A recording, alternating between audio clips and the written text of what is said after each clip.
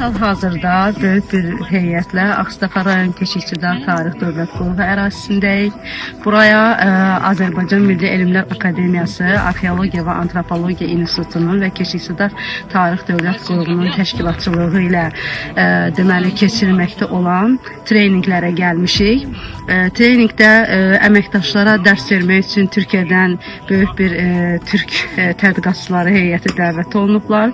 Onlar əməkdaşlara, arxeoloqlara lidar avadanlığı üzərində iş prosesi necə başlayıb və necə bitir, bunun istifadəsi ilə bağlı dərslər keçirlər.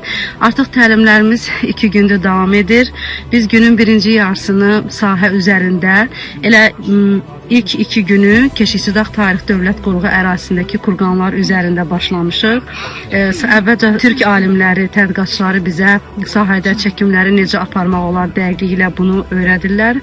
Günün ikinci yarısında isə biz bunu proqramlarda necə işləyə bilərik, bu prosesi necə yekunlaşdıra bilərik və daha sonra tədqiqatlarda, məqalələrdə, nəşrlərdə bunu necə istifadə edə bilərik, bunları öyrədirlər.